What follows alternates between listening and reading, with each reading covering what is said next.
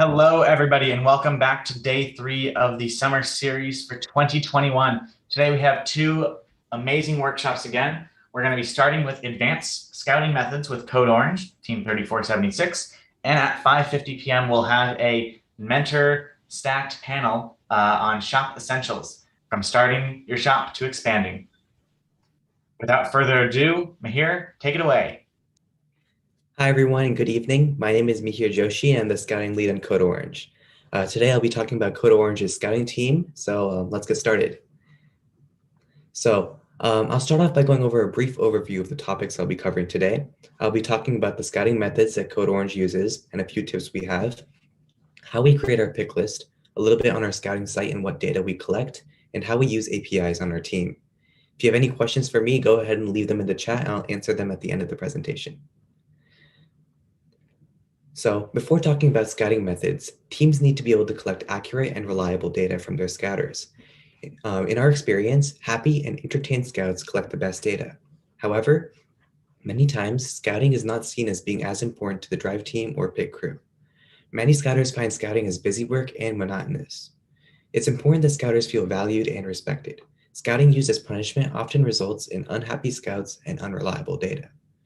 Be sure to incorporate all the scouters' ideas and comments during the scouting meeting.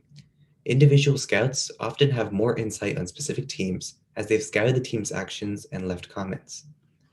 Scouts also need to be well rested, so teams should create shifts to ensure each scouter receives periodic breaks. Giving them prizes or rewards also serves to increase their motivation. Code Orange usually gives scouters snacks during their matches and hosts team-wide betting competitions to increase enthusiasm and interest.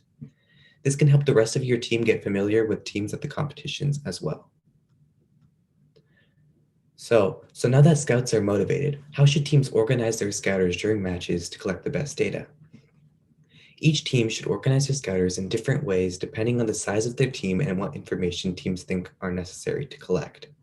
If your team is looking to get more detailed information on alliances' match strategies and rankings, you can assign one lead scout to each alliance. If you're looking to ensure data accuracy, your team can have 2 scouts on each team to ensure valid data from a match. Code Orange assigns 1 student per robot who collects information on robot actions. The head scout then watches the entire match, creates high-level strategy, and ranks the team's driving capability.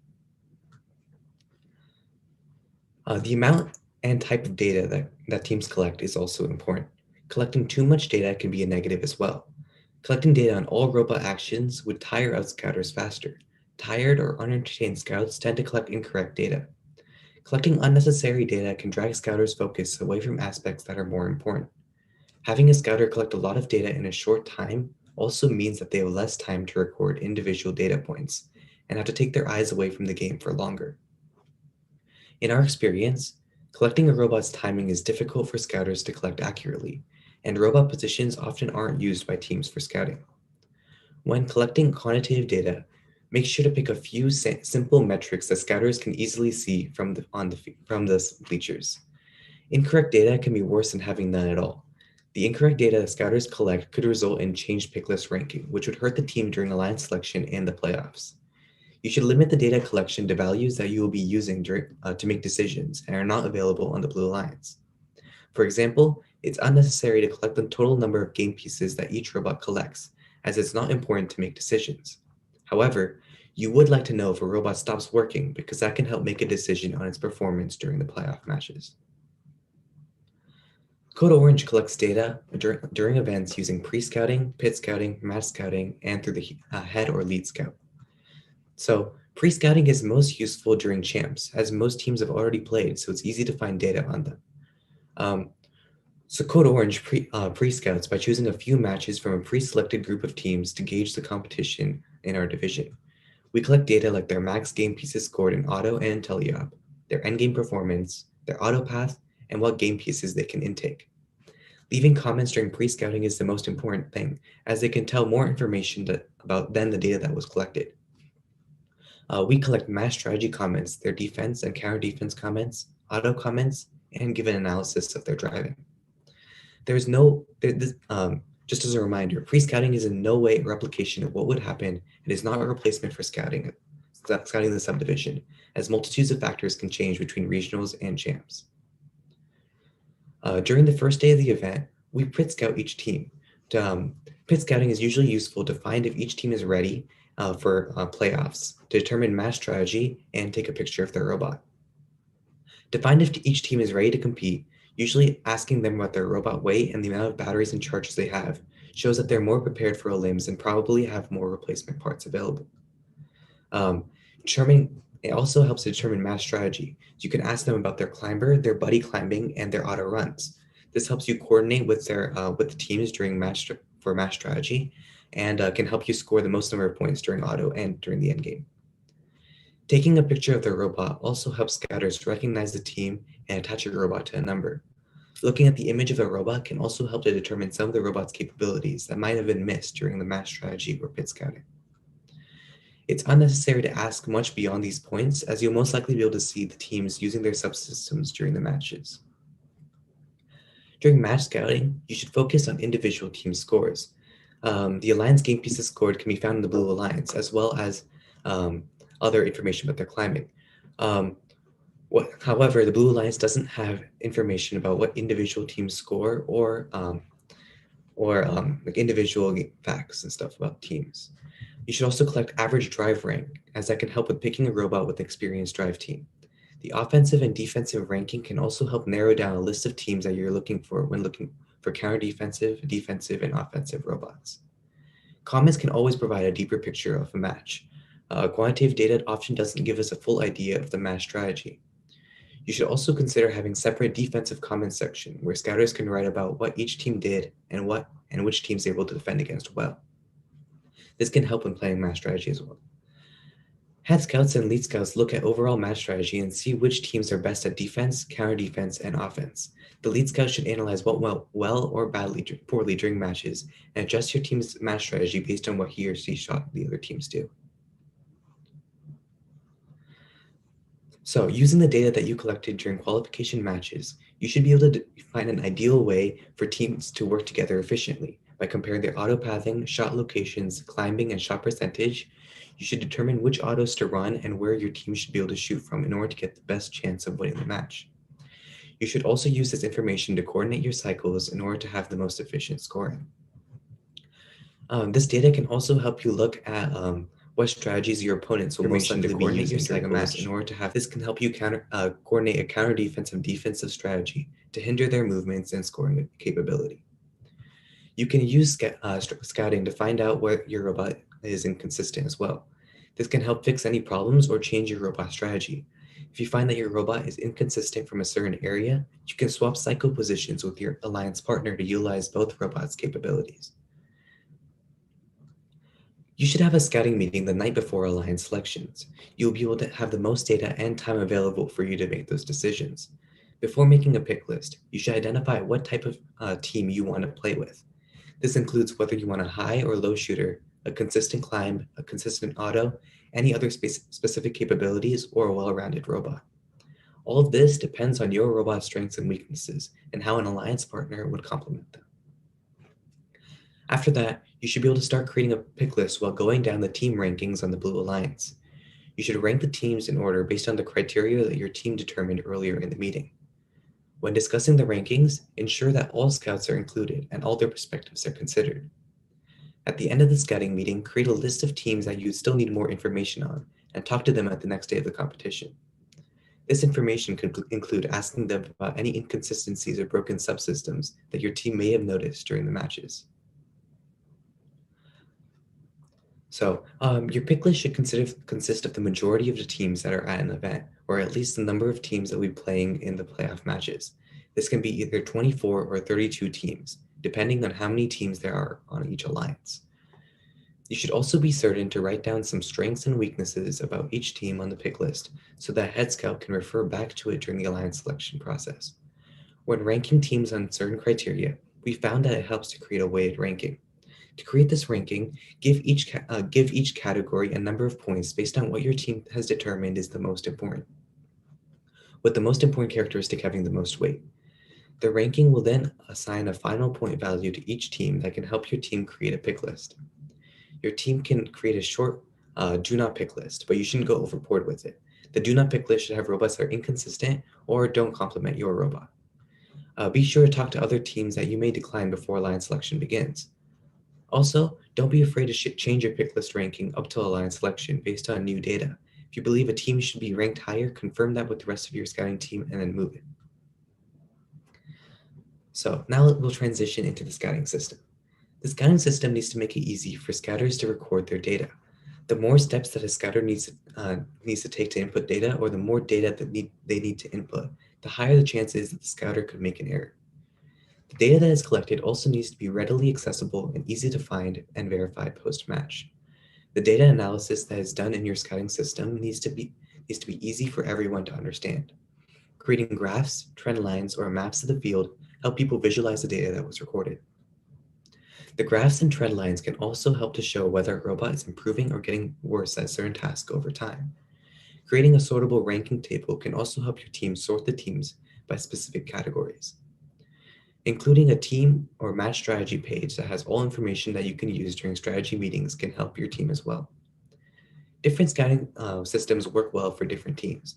The most common systems we've noticed include pen and paper scouting reports, Google Forms, phone apps, and websites. Each form has its pros and its cons. So let's start with a paper and pen scouting system. Pen and paper scouting system is easy to use and it's simple to set up. It also doesn't require technology, so scouters won't need devices in order to scout at events. However, since all data that is collected needs to be input into a spreadsheet manually, it can take large amounts of time and cause human errors in recording this data. It can also be hard to interpret from spreadsheets. This would also prevent teams from collecting large amounts of data. Scouters will then need to manually generate reports on their data. And one con is that the scouting reports can be lost and can be hard to keep track of and store for future reference. Google Forms are the best way to have an online scouting system.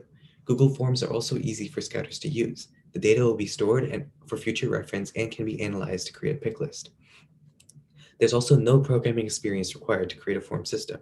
However, it is hard to interpret data from Google Forms or through the Google Sheets output. It also has limited data input, so scouters won't be able to put input information like auto pathing, where the robots shoot, and where the robots shoot from. Since it takes time to interpret data, it's hard to immediately communicate data with the drive team before matches. Every scouter will also need a device to use the Google Form. On phone or tablet apps, the data is easily interpreted and shown in a user-friendly way. It also happens immediately, so the drive team can have access to the data and create strategies in the match. Sorry. However, to maintain an app would require technical experience in developing the app. The phone app would also need to set up in a local server in the stands. Since there are many different devices, the app would need to be created for both the Google Play Store and the Apple App Store. The apps are only limited to mobile devices, so computers can't run them either. And finally, a website has all the pros that a phone application has, and it can run across all platforms. However, websites will also need technical experiences in language like HTML, PHP, JavaScript, and more to create the system. No matter which system a team chooses to use or switch to, it's most important that whichever scouting system is chosen is efficient, organized, and easy to maintain over the coming years. If a system requires technical experience is chosen, future students need to be taught in how to create the site in the future so they can take over. You should also be able to continue to change your scouting site and adapt it in order to incorporate more useful information. For example, Code Orange determined that collecting information on the inner goal in 2020 would be difficult, as the view of the inner goal is often blocked. This would lead to unreliable data collected in the inner goal. So we decided to rely on component OPRs instead, which I'll explain shortly. So you don't have to manually collect all the match data. The Blue Alliance lets it use its API to read from the data that it collects. This can lead to your team automatically collecting some basic data about each team from each match. For example, in the 2020 game, the Blue Alliance records data on the total upper and inner goal scored, each robot's climb, if the switch was level, and whether robots left the line during auto. Sorry, I've included a link to the Blue Alliance's API documentation below, and it should be in the chat as well. Using the Blue Alliance's API can be a great way to calculate different values. Our 2020 scouting site uses the total match score to calculate the OPR and validate data with their own scouting data. Since the data the Blue Alliance has is a summative of the entire alliance, scouting is still necessary to collect data on individual robots. To validate our data, we gathered the total upper goal, total lower goal, total control panel from each alliance and each robot's individual climb. After calling the API and finding out the actual data, we check if our data aligns with the Blue Alliance. We then need to go back through the matches to manually fix any discrepancies. Since this is often time consuming, correcting errors is only efficient if there's a significant discrepancy.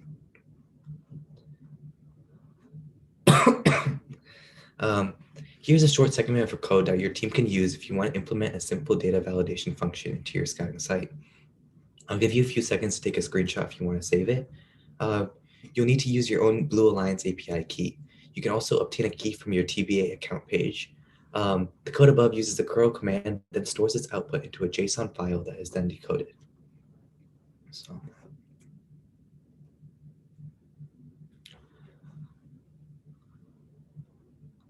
So on this slide, I've included the OPRs, the top 15 teams from the Jerusalem off-season competition that can be found on the Blue Alliance.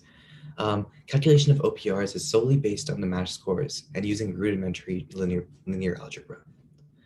To calculate OPRs, you basically have to set each team as a variable, and that their match score is the sum of all those scores. In order to get the OPR, you need to solve a large system of equations to get that value. OPRs work very well for linear scoring games, and where the amount of game pieces corresponds with the number of points. This means that it's really good in 2019, 13, and 15, but it doesn't work as well in 2018, 2017, or 2014. If you want to incorporate OPRs into your scouting site or scouting system, you can either calculate yourself using match data or use an API to take it from the Blue Alliance. I've put the link for getting the OPRs from a specific event on the slide, but it can also be found in the Blue Alliance under API documentation. So when looking at the Jerusalem off-season OPRs, you can see that this gives an overview of what could happen, but not a complete picture of the event. From the OPRs above, we can tell that 3339, 1690, and 2096 make large contributions to your teams point-wise. However, we know little about what they can do and where their contribution comes from.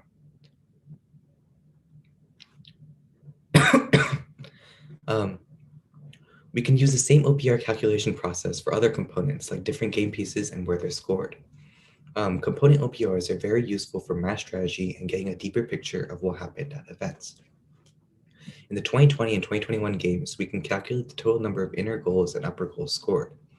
This gives a large scoring breakdown to find out where teams perform the best. This helps to find out which teams target specific goals and how consistent they can score. We can calculate the inner goal OPRs on our website using Python in the backend. The information above tells us that 3339 and 1690 score an almost equal amount in the upper goal at 22 power cells.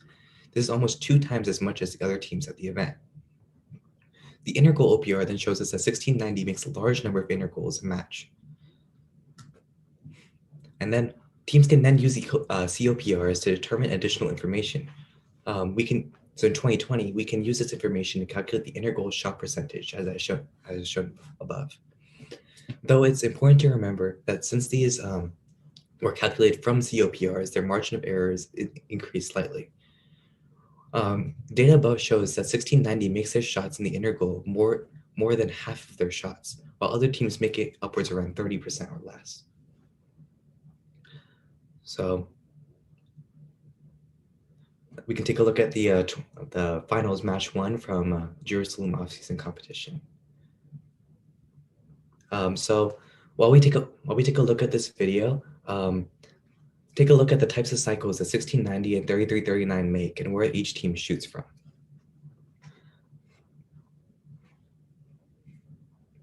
So during the autonomous period, 1690 and 3339, the 2 robots over here, are coordinating their cycles so that they don't have to interfere with each other during auto. And at the beginning of the match, 3339 is making cycles with their driver station and their loading station and back to their power reactor port. 1690 is also doing the same thing, but from using alternative cycles so they don't interfere with each other during the match.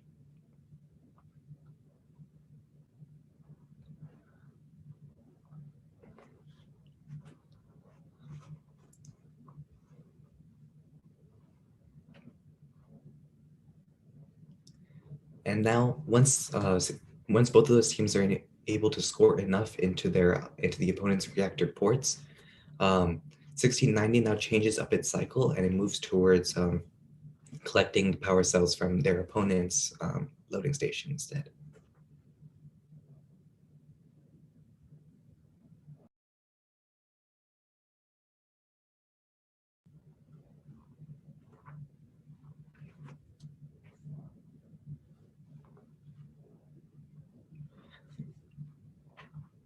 And since their cycles don't interfere with each other, they score a large number. They both can score like around 22 power cells per match. 1690 was also incredibly consistent at scoring from right in front of the reactor port, as that's where they cycled to majority of the time. This allowed them to make a high percentage of their shots in the inner port. Meanwhile, 3339 and other robots shoot from much farther away from the reactor port, so their shots aren't like completely targeted to the inner port, but they can still score a large amount into the upper goal.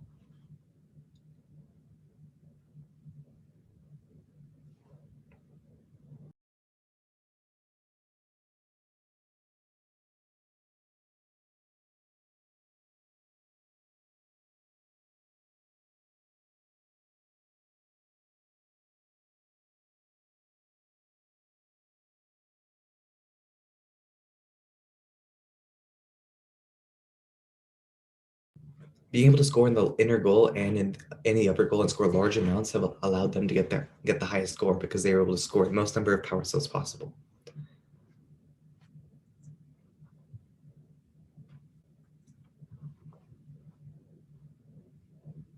Sorry about that.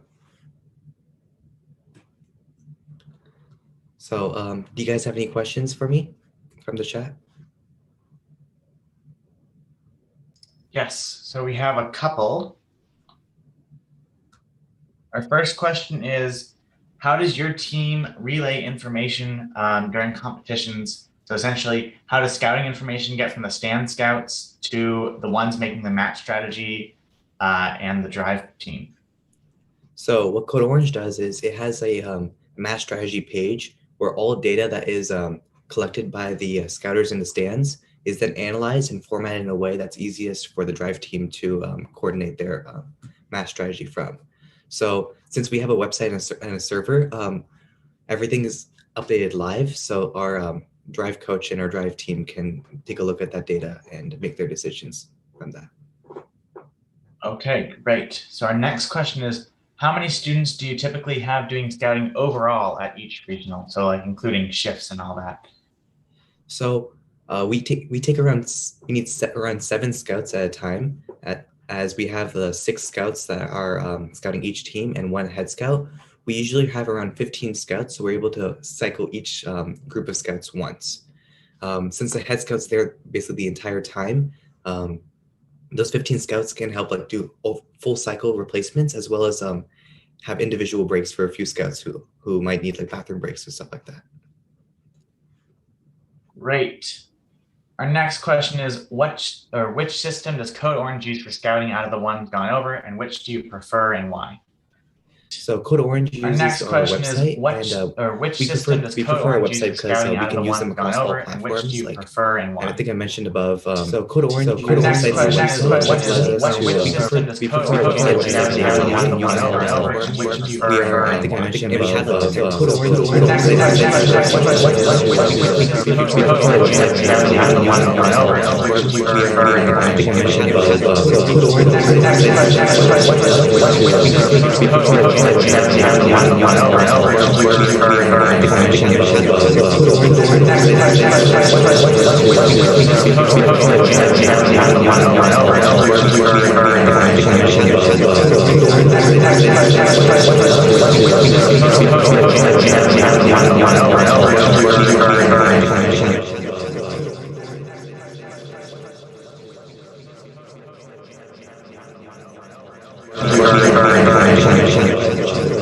So usually what we collect.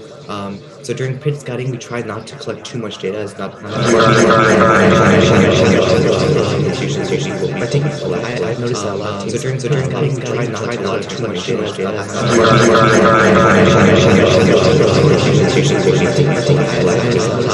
So during scouting, try not to collect too much data. So during scouting, try not to collect too much There's also technical problems going on with the stream live right now, so we're going to cut to a video right back. So we can hear us clearly.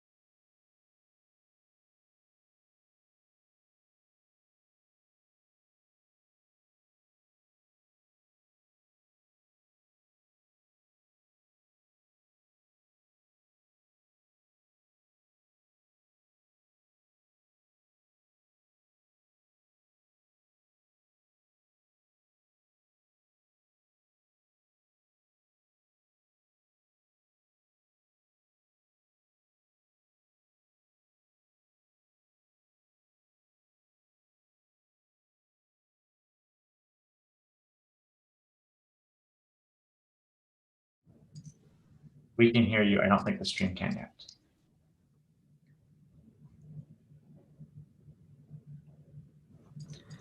Okay, so sorry, I think there was a audio issue. So I was talking about like what information that does Code Orange like to. Okay, sorry, I think there was a. I'm not sure where it cut off. So I think I'll just start. So I was talking about what information that does Code Orange like to. Okay, sorry, I think there was a audio issue. So I'll just start. So I was talking about what information that does Code Orange like to. Sorry, I think there was a audio issue. So I'll just start. So I was talking about what information that does Code Orange like to.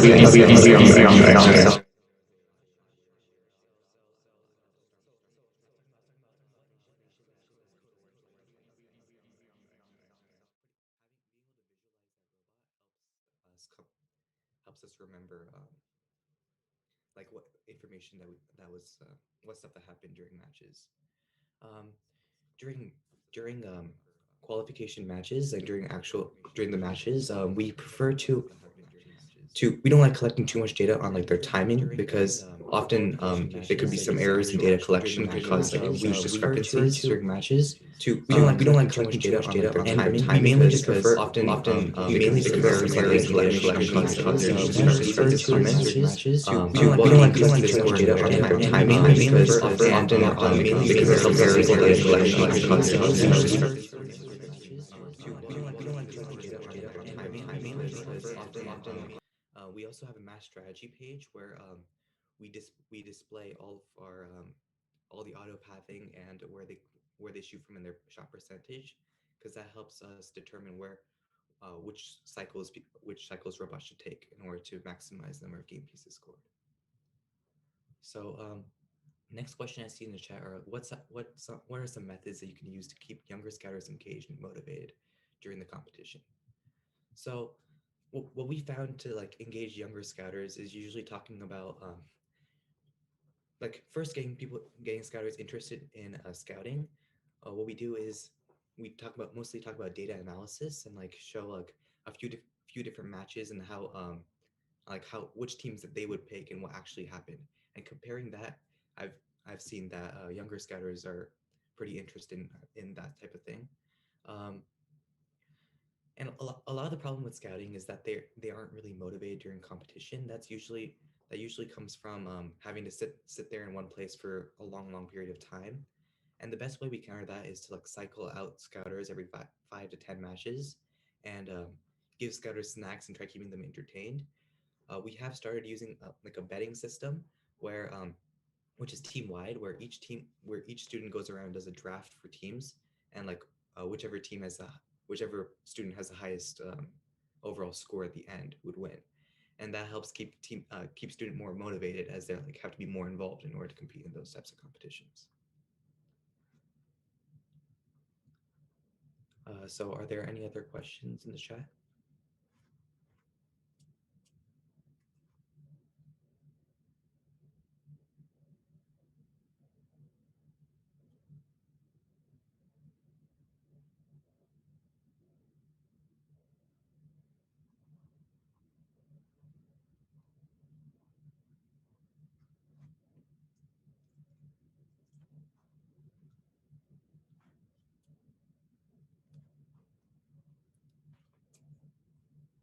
One second. Yes, we have some more questions in chat. So here we have, what are the differences between OPR, DPR? We have some more questions in chat. So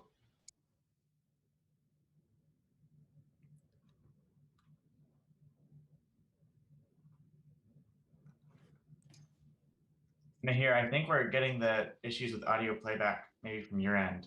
Can you mute the stream on your end? Nahir, I think we're getting the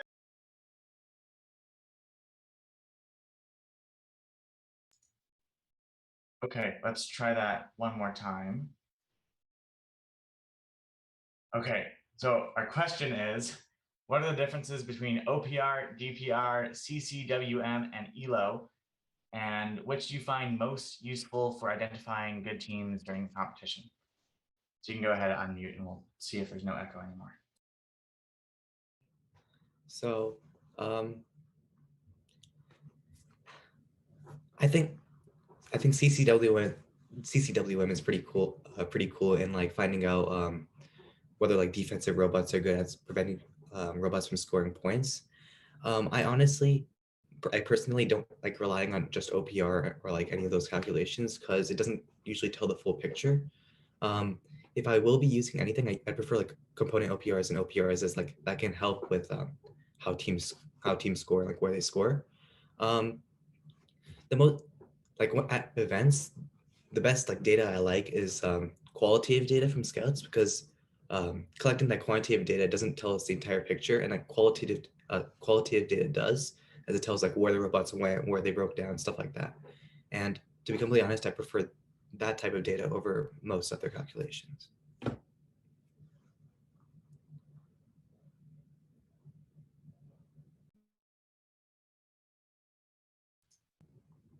Okay, I think we've done all the questions at this point. So, Mahir, do you have any last recommendations for anyone looking to, or anyone becoming a head scout, or any scouters looking to improve the accuracy of their data? Just anything you'd like to share with our last 5 minutes here. And thank you, everyone, for coping with our audio issues earlier. We hope we cleared up.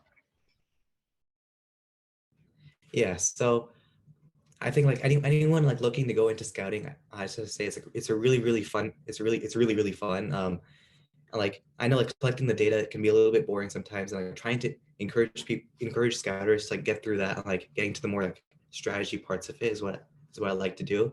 Um, I think like the biggest part of scouting and where everything goes down is like collecting data gets really boring, and like being able to fix that and being able to like, keep scouts entertained during that and getting them to that strategy part where the fun begins is well, that's like the best part of scouting. So for anyone getting interested in that, like it might be boring at first, but trust me, it gets really fun at the end. So yeah, that's all I have. Thank you guys.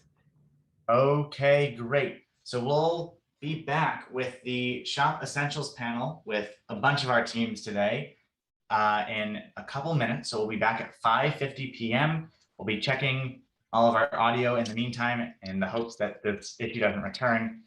We've eliminated possible components. So thank you for sticking with us, and we'll see you back in about 15 minutes.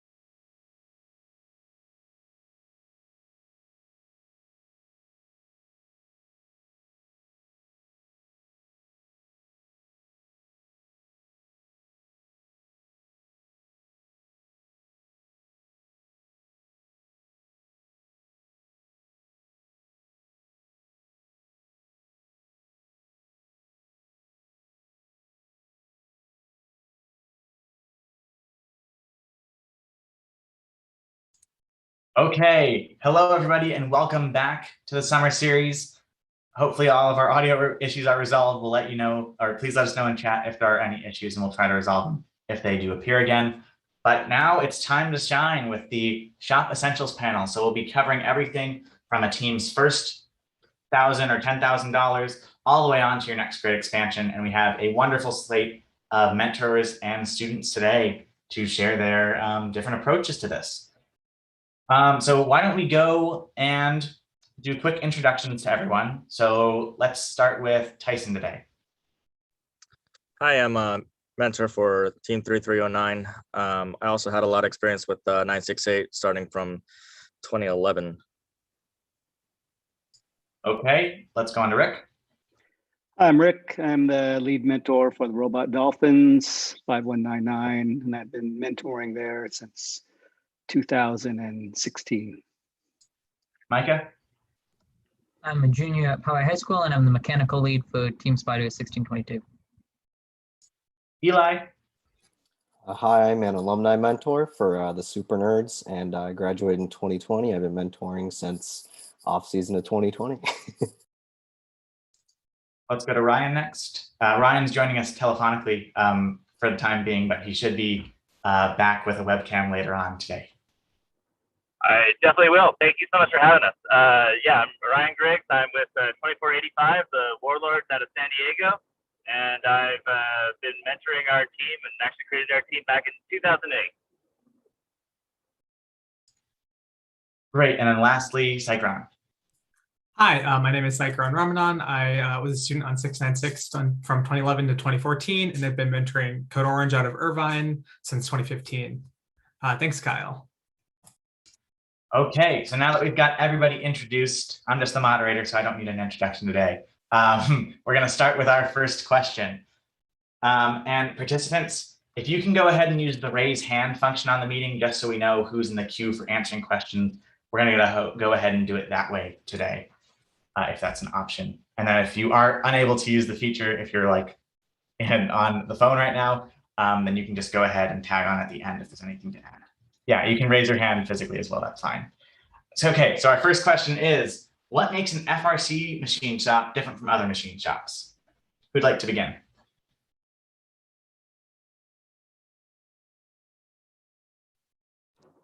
I'm happy to try and take a shot at that if you'd like. Yeah, let's go ahead with that. Go ahead, Ryan.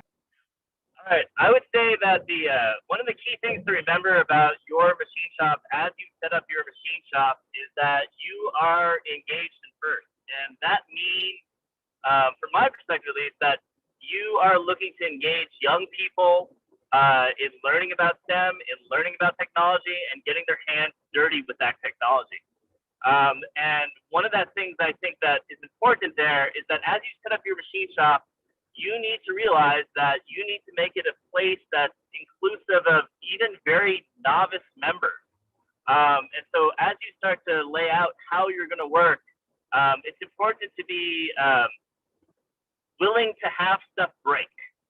And also a strong sense of learning is one of the most important things inside of your machine shop.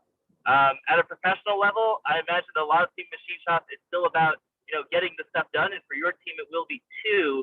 But that I think is one of the unique things about FIRST as well, is that this in many cases will be the learning experience that brings people into the shop, gets them going in the shop, and you need to think about how do you energize your people to be in that space. I'm sure a lot of other folks have a lot of good things to say, so I'm going to be quiet. Okay, great. Does anyone have anything to add on top of Ryan's statement? That was a great opener here. Rick, go ahead. I unmute myself. Okay. I've probably taken 30 shops, I counted, between junior high, which I'm older than you guys, through college. So the main thing about FRC shops, it's a little, there used to be metal, wood shops, print shops, plastic shops, all kinds of stuff. Think about FRC, it incorporates it all into one shop, along with the digital tools of 3D printers and CNC, integrating that into CAD. So there's a lot of stuff to pack into one shop, and we'll get into talking about some of the equipment later on. Okay, I think that covers our first question. So let's move on to our next one. This one's more geared towards rookies, but it can be applied to pretty much anyone who's looking at starting either a home shop or an FRC shop. So for a startup team, what are the bare shop tool necessities for a $500 budget or a little more? And what advice do you have for setting up a shop for a new team? Rick, you can go ahead and start again. Yeah, I'll take this one only because I think we're the newest team, so I can remember how we started. As close as 2017, I went there to mentor and there was nothing really there. So if you have a very minimal budget, I'd say your first things you need, of course, are a small drill press, which is probably like $50. Important thing other mentors were cutting aluminum tubing with a circular saw on the ground, which is really dangerous and scary to me. But you need a horizontal bandsaw, which you can buy at Harbor Freight pretty cheap, and you can use that as a vertical bandsaw. And also, you'll probably be doing a lot of pop riveting. So you can go work with a hand pop riveter, but it'd behoove you to get a cheap pancake compressor, which is about $35, and maybe a pneumatic pop rivet gun. And then probably a couple cordless drills. That would probably get you started. Other things to mention, not necessarily if you're buying the shop, but if you have mentors coming in. As a mentor, a lot of us brought our own like hand cordless tools in to start the shop off on. And the other thing we did, even with that minimal tool set, I was able to talk to like a water jet cutter vendor. If you can hook up with them, then they can really do a lot of advanced parts off your CAD files before you have budget to buy your own tools to make those type of parts. Okay, great. Let's move on to Eli, and then I think I saw Cycron do a little hand wave as well. Yeah, so Rick said most tools I would say, but just when it comes to smaller tools, definitely buy a nice set of Allen wrenches. A lot of the times having a color-coded set can be nice just because for someone who's not a mechanical or someone who is brand new, you say, hand me the red one. That can be a very visual thing, but again, it is good to memorize the sizes as well. And the other tool I would say we use more than anything is our set of ratcheting box wrenches and our set of sockets as well. So it's a really good idea to have a good wide range of, hand tools like that, just because there's a lot of little small nooks and crannies on the robot that you can't get to unless you have a socket sometimes, and sometimes it's a box wrench. So you got to make sure you have a good selection of wrenches. To piggyback off of kind of both what Eli and Rick said, Spectrum, they're a team from Texas. They have a really great list online for everyone to see called the Spectrum First $1,000, and it's like their recommended list of what every team should get with their first $1,000.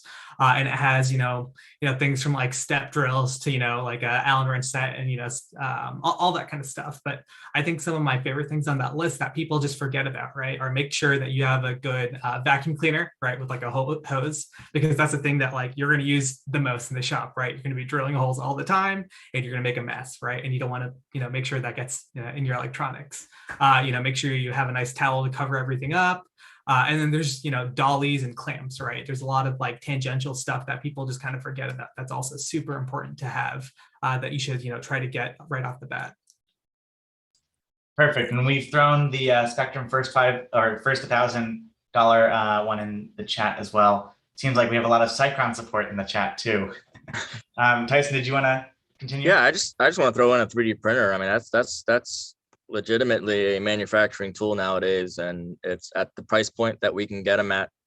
At the non-Prusa stuff, it's like the $100 range, $150 range, and it's hugely it's a big game changer in my opinion from the last 10 years, what I've seen. Okay, great. So let's move on to the next question. It seems like we had a lot of great responses for this first one. So everything from leveraging potential sponsors for helping with manufacturing capabilities and working on borrowed tools and borrowed time. That is just what it takes to start a first team sometimes. Okay, so for our next question, it's going to move on to pretty much more of the next big expansion. And the question aptly is, what tools should you get for your next big expansion? And specifically looking at more higher end equipment. Who'd like to start?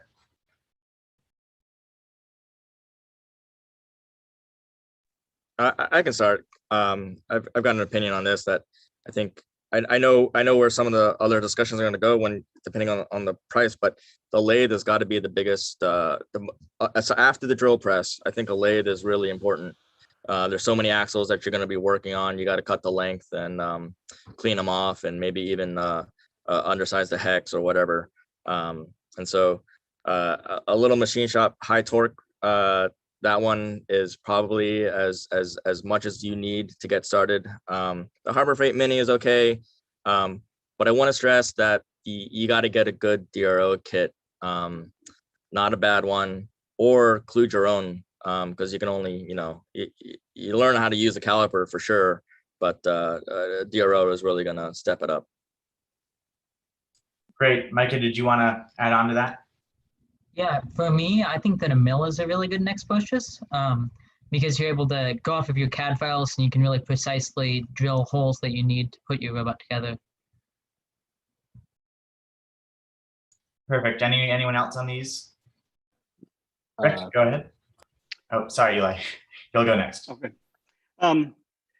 Like shops like ours, unfortunately, we don't have a Bridgeport or a mill. We can't fit one through the door. We're going to probably get into this later, but like Tyson said, there are new developments where it used to cost 15 grand to get into a CNC router. You can get them now, like from a Chinese one, for like $2,700. And we'll talk about that more later, but that's probably our most used tool. Yeah, I was going to say the same thing. A CNC router on the Super Nerds, we in particular have a Velox, which it's really nice because it has a giant around 4 foot by 4 foot bed. So, we can cut in about 3 cuts. We'll have the whole robot done. So it's nice to just have a CNC because it cuts out so much manual fabrication, and pretty much all the parts we make are so much to size where you don't have to do any adjustments. So definitely a time saver, and it's great for prototyping too, because you can cut stuff like wood and Lexan as well.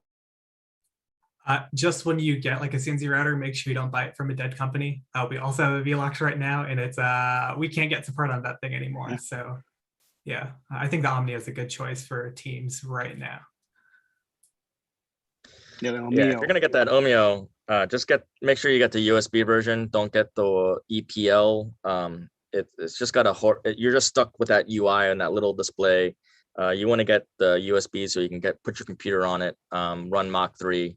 Then it's a really useful thing. I had a really frustrating time with the EPL box all-in-one kit. Yep, the USB one to get. I know for those listening, you might not have caught what we're talking about. There's a router that Tyson and I are talking about. It's an Omeo router. The common one in FRC is the X8. It's very inexpensive. We cut hundreds of parts on it. Like I said, we used to use a water jet vendor, a friend that I knew, and they turned the stuff around in a day or two, which is really quick for a vendor. But we turned that stuff around that night with the Omeo. And when we have more budget, we'll probably get another one, because that's our bottleneck. That thing's running all the time when we're there. And if we go into that a little more, you have to set aside budget for the router. Of course, the tools aren't that much, but you need a decent air compressor that can run constantly. But otherwise, it's a pretty simple solution. Okay, great. Any last words on this question, or should we move on to the next one? Okay, then we'll move ahead. So what tool do you wish you had earlier in your shop, if we haven't already talked about it with the Omeo and 3D printers? But this could also be, what is your most underrated or your favorite tool in the shop right now? I'll go really quickly. It's not really underrated. This is like the only thing everyone talks about in Chief Delphi and Discord, but the Markforged is really great. It's a really good printer. You can just kind of like set it and leave it. You don't have to deal with it. And obviously like the Onyx is a really good filament, but like we just print a lot of stuff out of Markforged. Although like PLA prints are good enough for most FRC use cases. We've like print most of our pulleys out of PLA, and we've done wheels and like a ton of other things out of PLA. So any printer is really good. Who has one? Yeah, we just call it Markforged in it. Yeah. The filament is very expensive, so we have a rule that we do not print and test prototypes parts with it. We either print in ABS or we print in PLA first, and then once that's final design, then we print it in the Markforged. But it's a fantastic. The parts come out are really very just high precision and just super strong. What's the price point on a Mark Forged? I think it went up to $5,000. So it is extravagant, but we just printed a big gear rack on our hood the other day. So you do gears with it. It's strong. Related Okay. to that underrated tools question, I will say that I think something that maybe, I don't know, a lot of teams seems to overlook, I think, is a nice hand deburring tool. Can be really nice to keep everything smooth, and it's one of those things I think you don't think about necessarily. I also will say that a Dremel tool has actually saved our butts on more than one occasion, just being able to like get in there and like gouge out something, chop off something, shorten a screw or something like that. So it's one of those tools where it just kind of pops up here and there. And when it does, you're really happy for it. And when you don't have it and you want it, you're like, darn it. Okay, Yes. thank you for waiting patiently, Eli. It's your Oh. time to shine. Yeah, so to answer that question, one of the tools that other than our CNC machine that saved us the most time, we have an electric Milwaukee Riveter, and that thing, it's only $240, although that's pretty expensive for a hand tool. The amount of use we got out of that every year is tremendous, and it saves so much time because every rivet you're saving like 15 to 30 seconds, and that will definitely add up. And I would even recommend buying 2 if you can. So yeah, that's definitely the one. I heard they need to be maintained. We limit the use of it. That's more of our extravagant tool. It's so nice. I think they're like $300, right, with the battery. We use the pneumatic riveter, but yeah, we love that Milwaukee pop riveter. But I heard it needs maintenance, or once it jams up, you have to throw the head away or something. So we're kind of scared to overuse it. That's a good warning, because I love that too. Because yeah, I hate rivets. I've said it before. I hate rivets, but that made me start to like them again. That one tool. It's kind of But like I wanted to comment on deburr tool. I agreed that I've got a really favorite deburring tool. It's called a Roto Drive from Noga, and it's not the standard deburr tool. It's just you just go rotary around, and it cleans up the edge of a hole. You go too much, it'll chamfer it. But yeah, it's fantastic once you feel it in your hand. It gets those holes really good. Micah, do you have anything to add from the student's perspective on a favorite tool in the shop? Not really. Yeah, deburring tools are really useful, but I actually haven't used rivets yet because I joined 2020 season, so wasn't much rivets to add because we already had a robot. But I would imagine that electric rivet gun would be a huge time saver. Yes, I can echo the I guess, well, both fun to useness and the efficiency of the electric or the pneumatic riveter. So yeah, that's definitely a great tool that teams should consider getting if they have the funds and availability. But on to our next question, which is kind of in line with our past one, but going for more of a little different approach. What is the most unconventional tools you use in your shop? Whether it's like a chemical, favorite chemical that you like to use, or just something that maybe not other teams really have, but you find a use for it some way.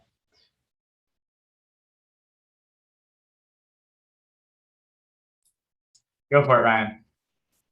So, I mean, I don't know if it's unconventional, but like I'll say that like we definitely have a few chemicals we really like to use. So if it's along those chemical lines, 5-minute epoxy has definitely saved our bacon in more than one situation. So we like to have that on hand. Of course, you want to have some lubricants, whether it's your lithium grease or just some WD-40 for a couple of different reasons. Yeah, you know, super glue is always nice to have in your back pocket when you need it. You know, those are just a few of the sort of the chemicals. I will say that the 5-minute epoxy is pretty nice. It's that's definitely a thing that we've thrown into a mix of a variety of fast fixes, especially more in the competition area than you know, we just like, we need it now in 5 minutes. So, yeah. Great. Going down the list, we'll go Eli, Cycron, Rick.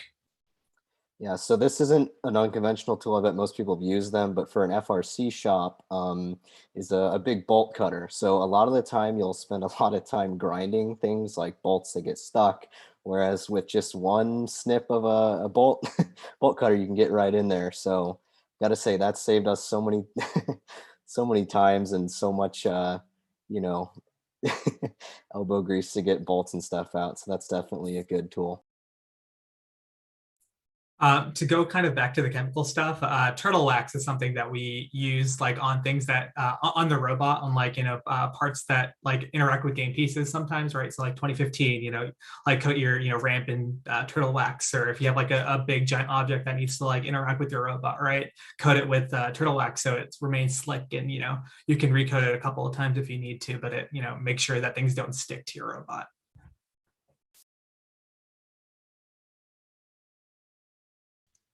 Go for it, Rick.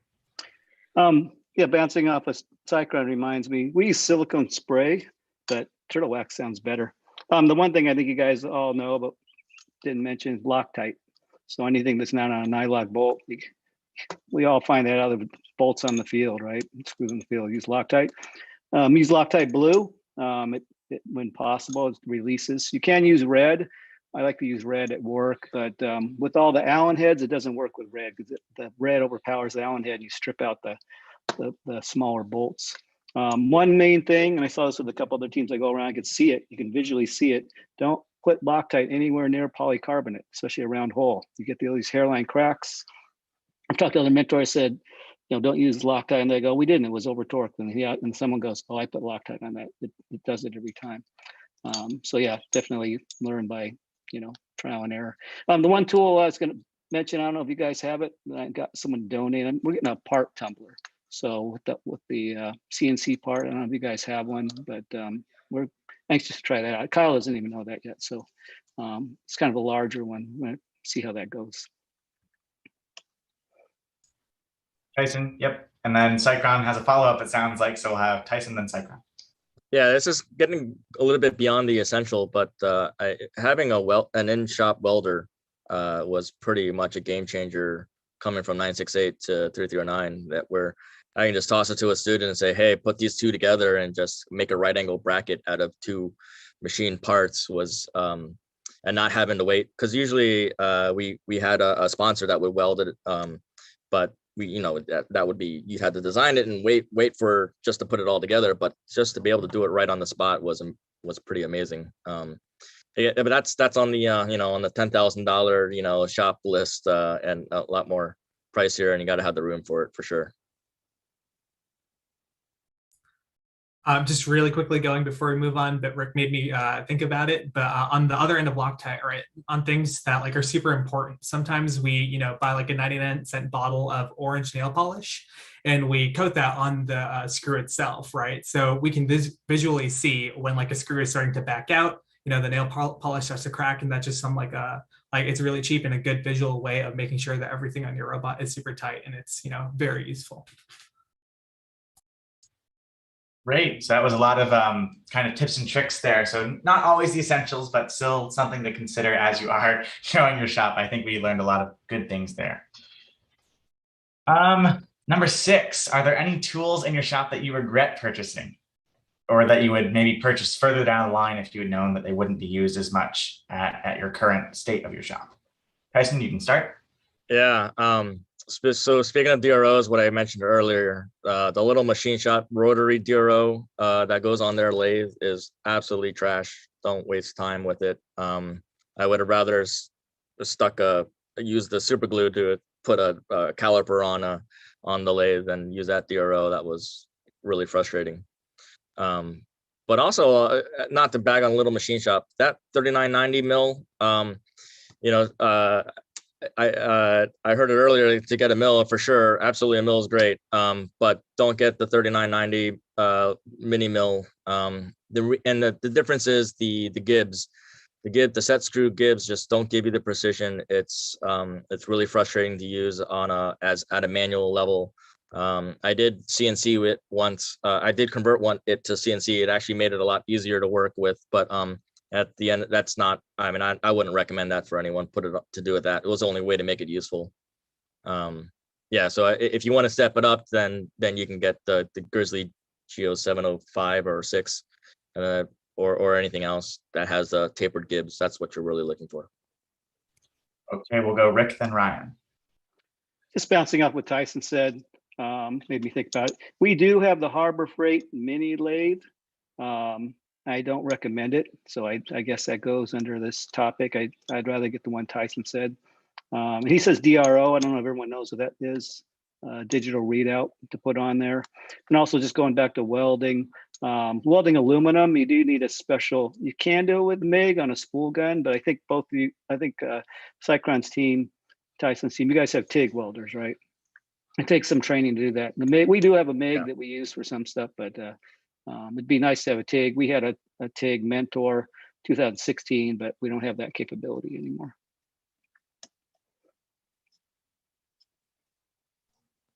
I'll say that for us, I think we bought into CNC milling at one point during our team's growth. And I think the choice that we made at that time, it was a little bit too early and a little bit too much when we first did that. And I think if the key thing to understand when you move into that CNC space is, do you have the CAD team that can support that?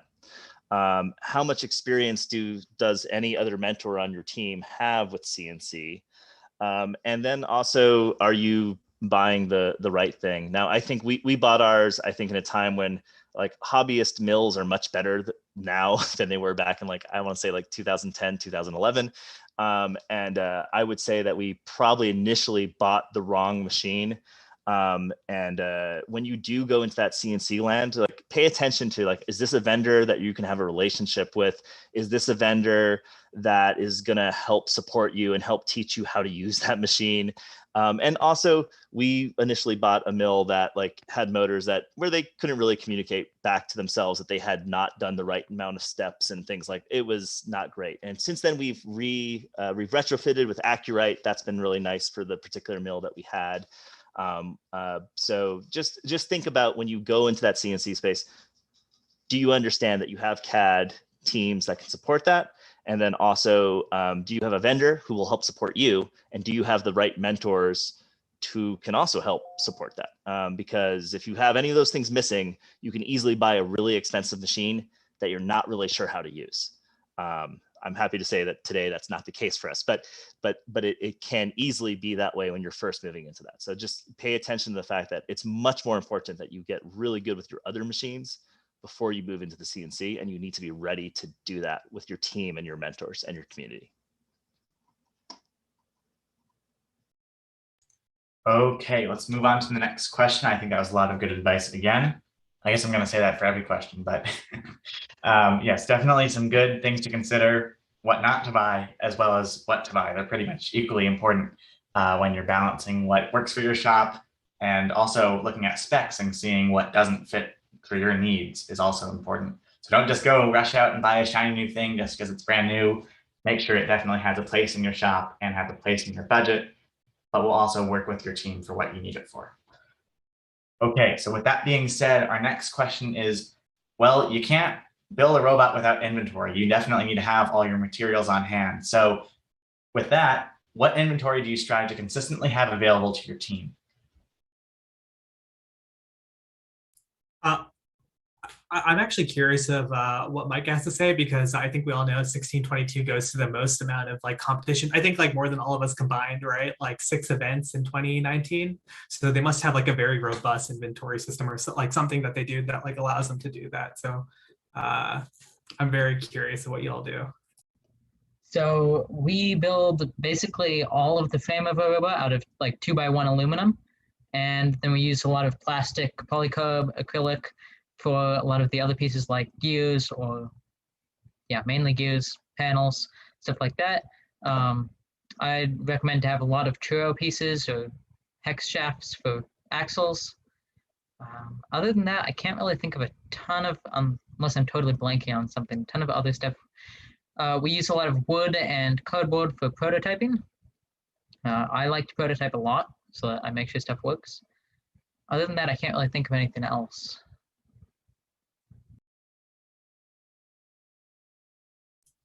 Yeah, I think that's a good point. We have like, actually you can see it in the picture behind me, like right there. We have this giant rack that spans the entire length of our shop. I'm not in the shop right now, obviously, but that just has like large pieces of aluminum that we can just pull out. So always like during the off season, we just get a bunch of aluminum. So like, you know what Micah said, we always have, you know, the sizes that we know we are going to need on hand. But besides that, I don't think we do anything special. We just have like a bunch of bins and we just try to label them and try to put things back, although that doesn't work. I hope someone here has something magical so we can steal it. So this is more of a practice that we do on the Super Nerds, but basically this is more for teams that are like 3 years old or more, but it's always a really good idea to buy stock before the season. And I'm not just saying that to have a big stock of stuff, but during build season, stuff goes out of stock first.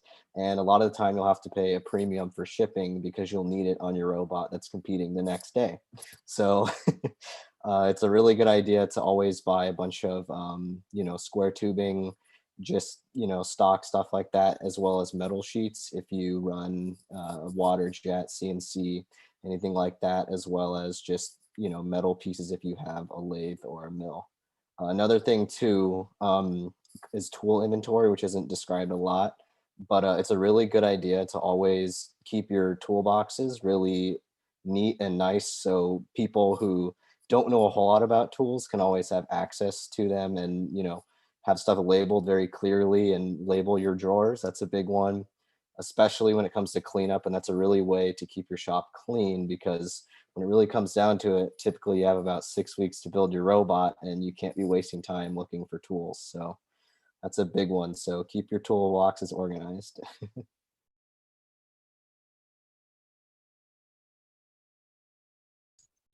Ryan, you can take it from here. Oh, sure. I guess I'll jump in and add to that I think ball bearings are something we will buy a lot of ahead of season, especially the kind that take hex shaft. Those seem to go out of stock very regularly during season, and nothing is more frustrating than knowing that you could totally have your shafts and your, you know, all your square tubing in place, but you can't run that thing because you don't have any ball bearings for it, or you're going to have to do some extra work because you can't get hex shaft ball bearings and you're going to have to like go with some other shafting. And yeah, so, I mean, as your team starts to develop what they like to build or how they like to build, if you can, before you get to season, know that like, hey, we're going to build this robot and it's probably going to have this many different axles just from what we know about our team. Well, how many different ball bearings do you need to have? And the answer is actually usually a lot more than you might think. And you don't really want to reuse them from season to season because ball bearings wear out, they go bad. And the more you're using from an old robot, the more you're more likely to end up in a competition situation being really unhappy. And so we try to avoid that when we can. So we definitely, I think ball bearings are one of the things we always stock up on right before we hit the season. Aluminum square tubing, of course, as well. I love the comment about labeling things. That's huge. Like you want your students and your mentors to understand where everything goes. And if you want things to go back where they belong, you need to let people know where they're supposed to be. The other thing, it's not really exactly quite on par with this, but I think I'd like to add that, you know, your shop is your shop. And I think that developing traditions with your shop, whether that's just standard protocols or even just like morale building kind of things that you do that's cool, that's kind of unique, those putting effort into developing those traditions makes a big difference about, you know, is this just a shop or is this an FRC shop?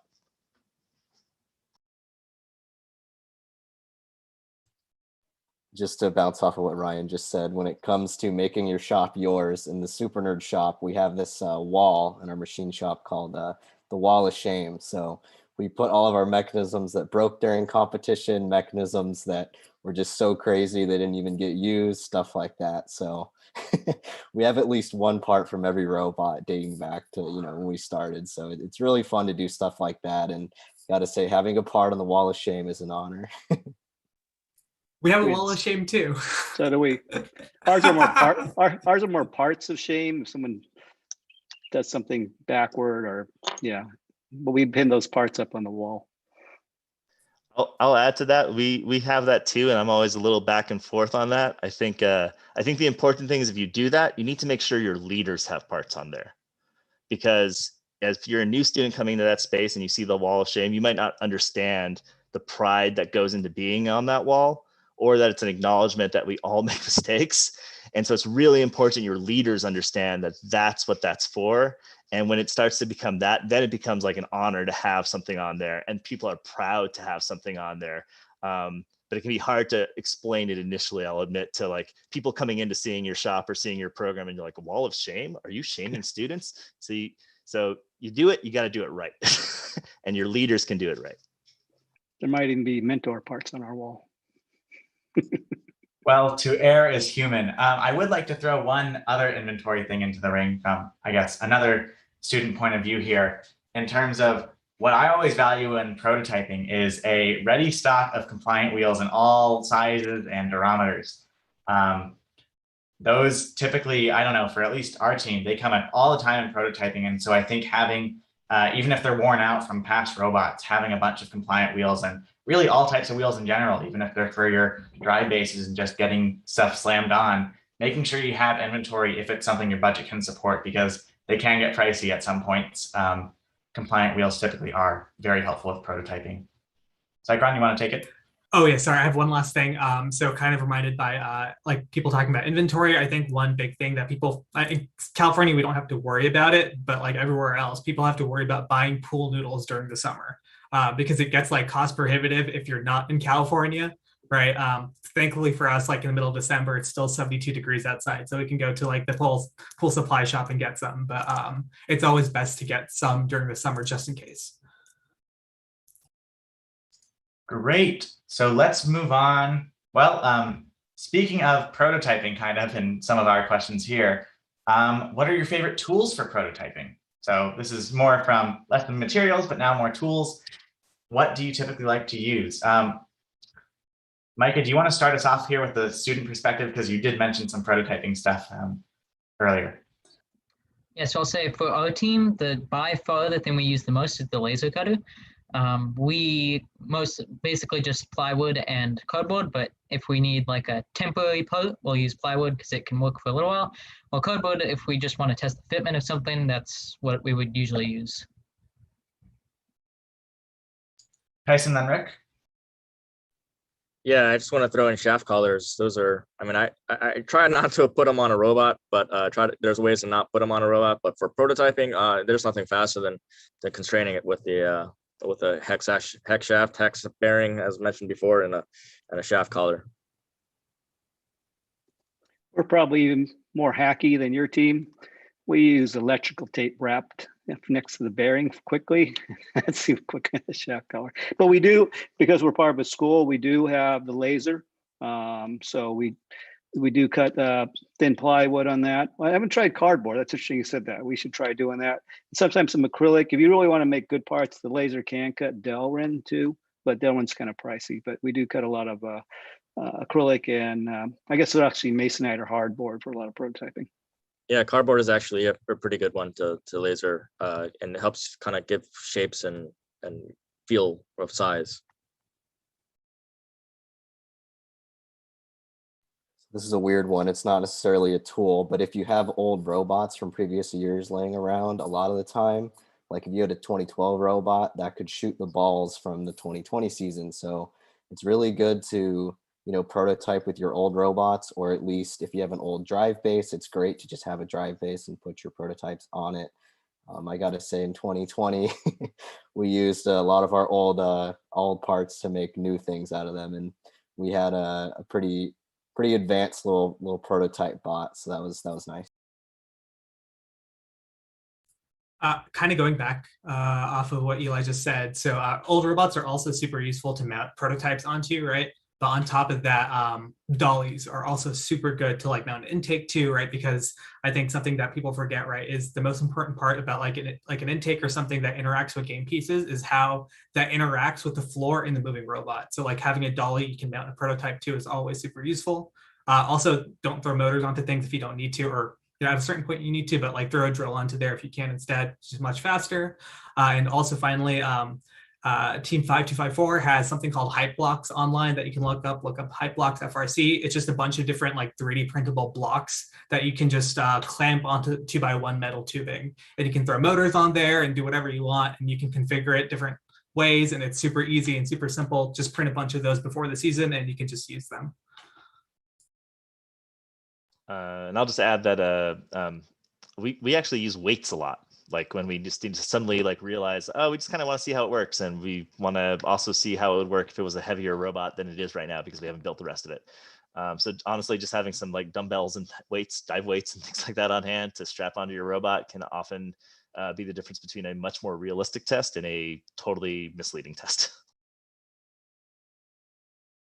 Yeah, I'm glad Cycron brought up spinning stuff without motors or doing a different way. So on the Super Nerds, we took an old drill, and then, you know, it has a trigger already. So you can actually power, we put Andersons on there, and we can power a motor by doing that without having a whole setup. And I think the Dolphins have one too, but that is super nice. And another thing too is we have a little electronics board that has dials too. So you can test.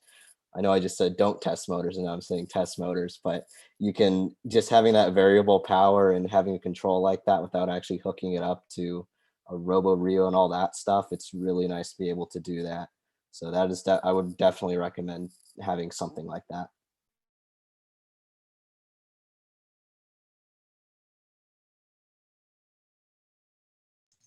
Rick, did you want to add something? Yeah, funny thing about, if you didn't hear Eli, put Anderson connectors on an old drill. He said he knows we have one. That's because I was talking to their lead mentor, I think at Battle of the Border. I said, what can I do to help you guys? Because everyone was breaking down then. He goes, you can't unless you had a drill with Anderson connectors on there. And I said, here, yeah, we have one. So they do come in handy. Of course, you can, for prototyping, we put a lot of drills with a 1/2-inch socket on the end, right on the end of the hex shaft. And you guys all do that, and you spin up your mechanisms to prototype. And just to mention too, that was a lifesaver, and I wish we brought ours. So I'm glad you guys have one as well. You probably copied one of you guys, as far as I know. I guess it's time for everyone to add a drill with Anderson connectors to their pit packing list, but we just have a couple more questions, so pretty much 2 more, and then we'll go ahead and end for the night. So we'll go a little faster through these. But similar to what are your favorite tools for prototyping, what tool do you use the most when making or working on your robot? We probably have heard some of them already, but just reiterating them kind of in one place here. Go ahead and start, Rick. This is not maybe the most used tool, although we use it much more than people think. I even got questioned why I was purchasing it. Like Kyle's seen, we use a sheet metal brake quite often. So you can build very lightweight parts in conjunction with your CNC router.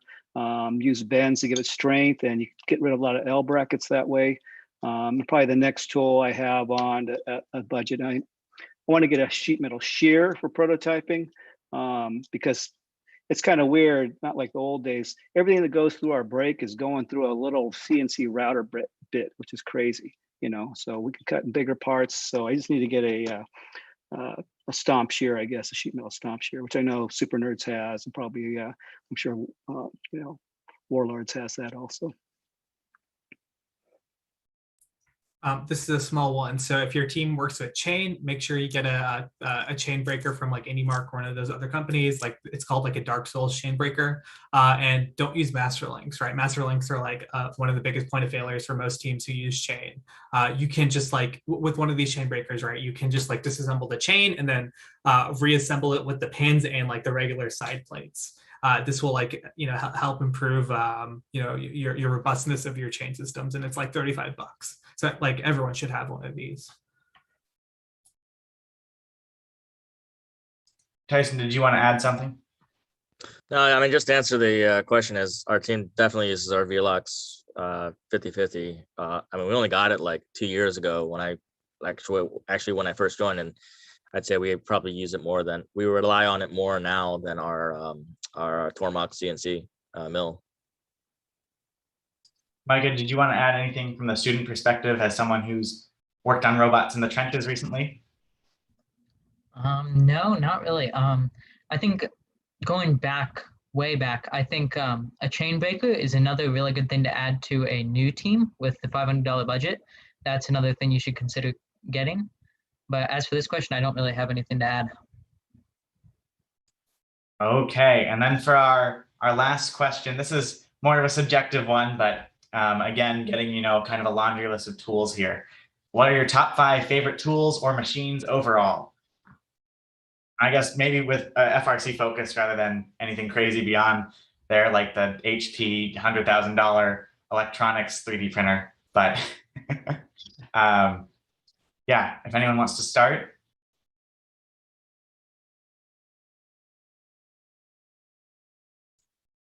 And it can totally be tools that we've already discussed, just getting them all in one big laundry list again. Eli, you can go ahead. Yeah, so I would definitely, I know I talked about it earlier, but that Milwaukee Riveter. And another thing is I know this is a custom tool, but the little motor tester that I was just talking about. Another one that's really, really cool in my opinion is a Dremel, which Tyson mentioned earlier. And another one that I would really recommend is getting a really good vise. It's really important to make sure your stuff's not moving on you. And then the very last one, I just want to make sure we mention this is really good PPE equipment because you don't want people getting hurt.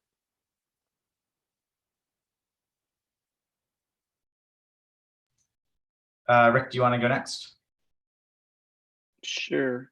I'm just bouncing off you guys. The Dremel's great for cut off things. It's probably, I've been doing this a while. It's the most abused tool though. People think they can do anything with it and they end up just gouging all kinds of stuff with it. So you got to watch out for that, but it's great for what it is. And and then just a second, the Milwaukee Riveter is, that's the most luxurious tool, I'd say, or the most satisfying tool to use. You really don't need it. We got away for years with pneumatic riveters and air, compressed air. I don't think it actually Milwaukee works that much better in the field, maybe in a competition, but it's such a nice tool that I bragged all my friends about it.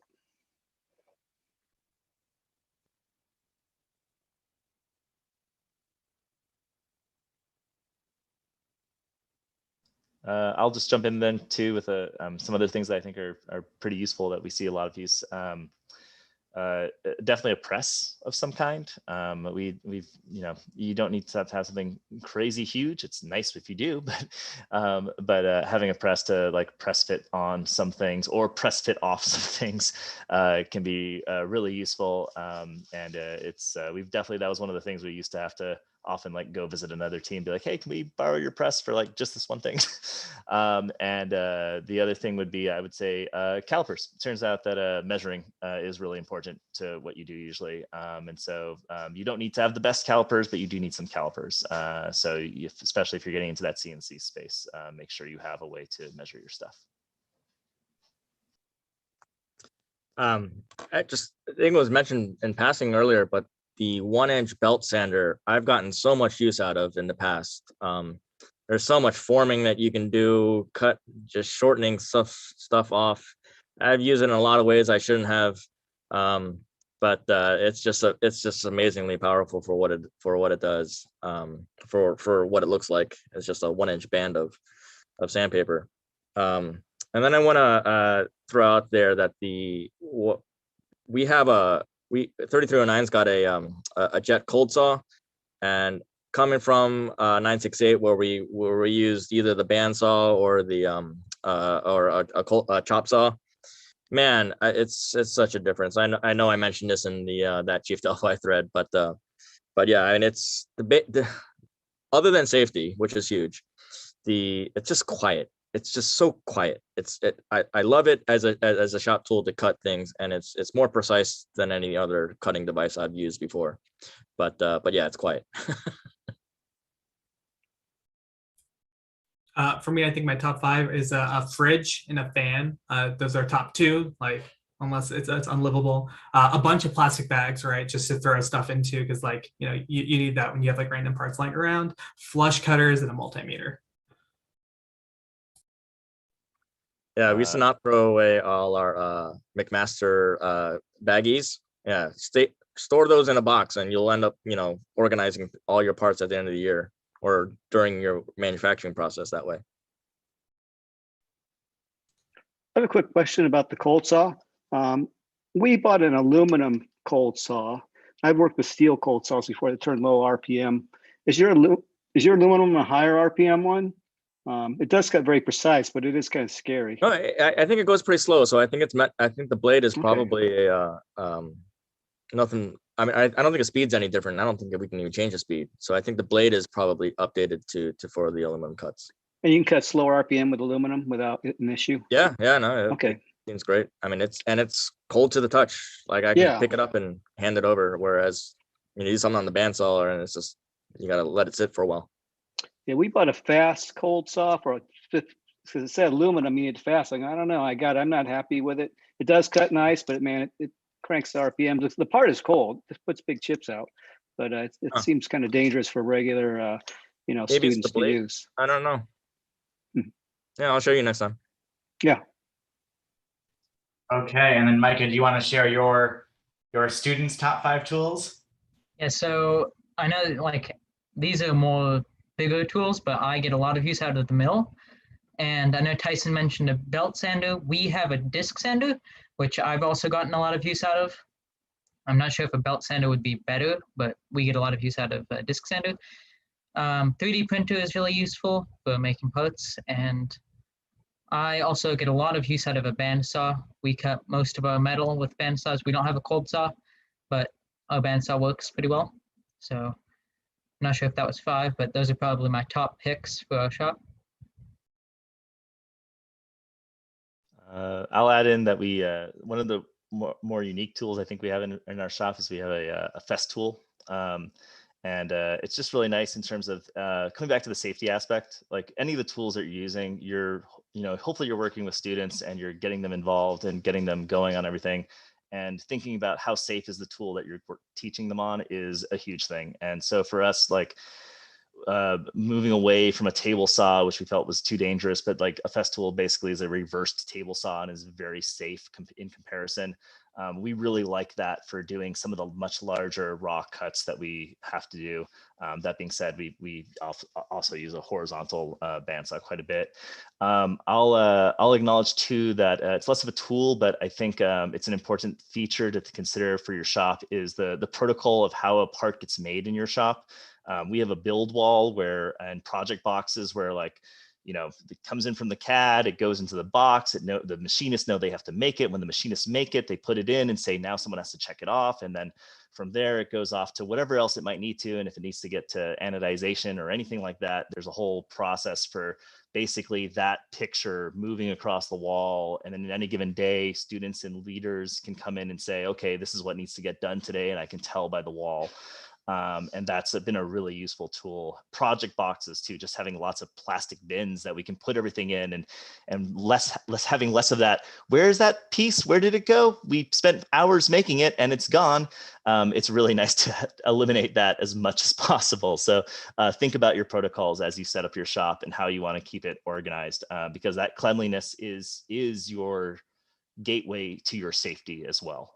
It's really important to get your folks to understand that a clean shop is a safe shop.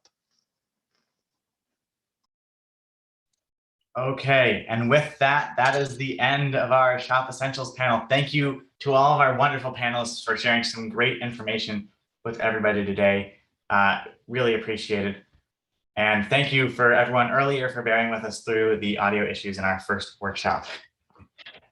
Tomorrow we'll be back with a programming day. So at 5, we'll start with Java programming for FRC with Team Spider. We'll be seeing Micah again. And then we'll also be seeing Eli again at, or wait, no, it's Taylor, right? Yeah, it's my brother. Yeah, we'll be seeing Eli's brother, Taylor, at 5:40 p.m. with state autonomous coding. So we hope to see you then, and thank you all for watching today. Thanks, Kyle.